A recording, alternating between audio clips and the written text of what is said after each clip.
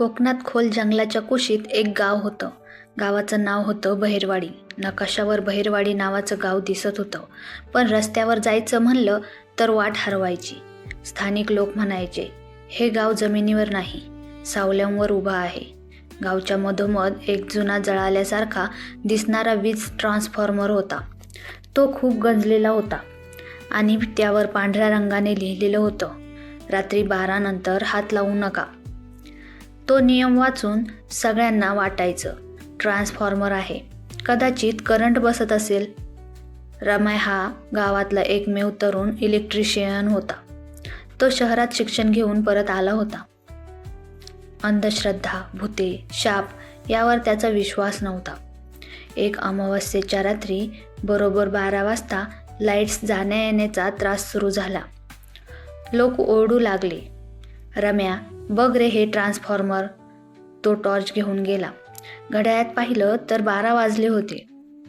तरीही तो पुढे गेला.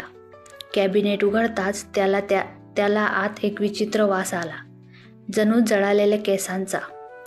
त्याने चुकून लाल वायर कापली. क्षणात पूर्ण गाव अंधारात बुडालं आणि दूर स्मशानातून दीर्घ बोथट आवाज आला, आम्हाला मुक्त केलंस. तो डरावना आवाज ऐकून गावात त्या रात्री कोणीच झोपलं नाही. कुत्री कोपऱ्यांकडे बघून गुरगुरत होती. मोठे लोक म्हणत होते, कोणाच्या अंगावर सावली वेगळीच चालते. दुसऱ्या दिवशी डोहाजवळ जत्रेसारखी गर्दी झाली.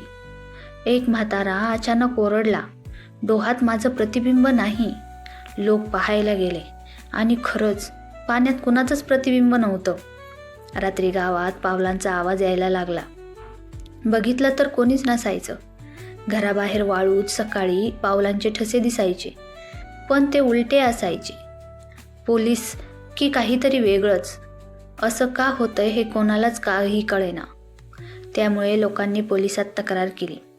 एका आठवड्यानंतर भैरववाडीत पोलीस गाड्या आल्या, पण त्या गाड्यांवर नंबर प्लेट नव्हत्या. सायरनचा आवाजही वेगळाच येत होता, जणू कोणीतरी खूप दुःखी असल्यासारखा रडण्याचा. गाडीतून कलर कोट घातलेले लोक उतरले. त्यांच्या चेहऱ्यावर कोणतेच भाव नव्हते, फक्त पोकळी. अधिकाऱ्याने फाईल उघडली आणि म्हणाला, तुम्ही सगळे नियम मोडला आहे. गावप्रमुख विचारतो, पण आम्ही कायदा मोडलाच नाही. तो हसला. त्याचं हसणं मानवी नव्हतं. हा कायदा सरकारचा नाही, हा दुसऱ्या जगाचा कायदा आहे. तो तुम्ही मोडला, आता तुम्हाला त्याची शिक्षा मिळणार, असं म्हणून तो परत हसू लागला.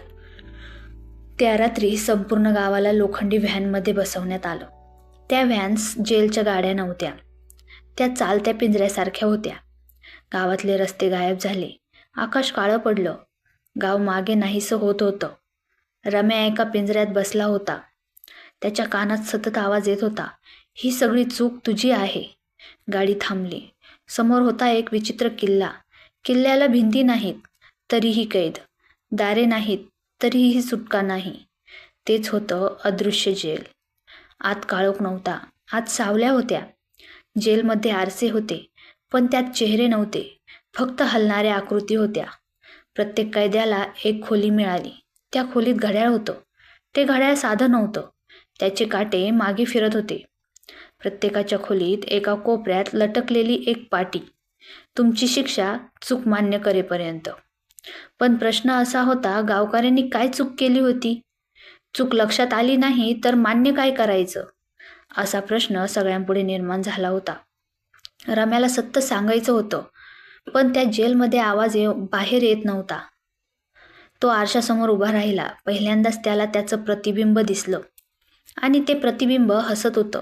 ते म्हणालं, तू फक्त वायर कापली नाहीस, तू त्या शापाचं दार उघडलंस.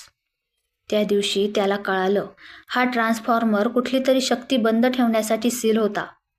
रामाच्या लक्षात आलं, कशामुळे गावकऱ्यांनी ट्रान्सफॉर्मरला पाटी लावली होती की रात्री 12 नंतर कोणीही त्याला हात लावू नये. त्याची चूक त्याच्या लक्षात आली.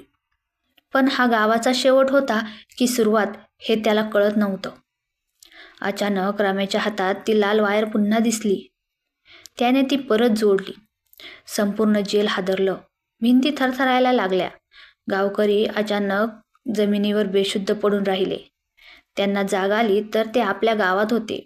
पुन्हा सगळ्यांना वाटलं जणू हे सगळं स्वप्न होतं. स्वप्न की सत्य? कारण ट्रान्सफॉर्मरवर आता नवं वाक्य लिहिलं होतं, पुढच्या वेळी सुटका मिळणार नाही.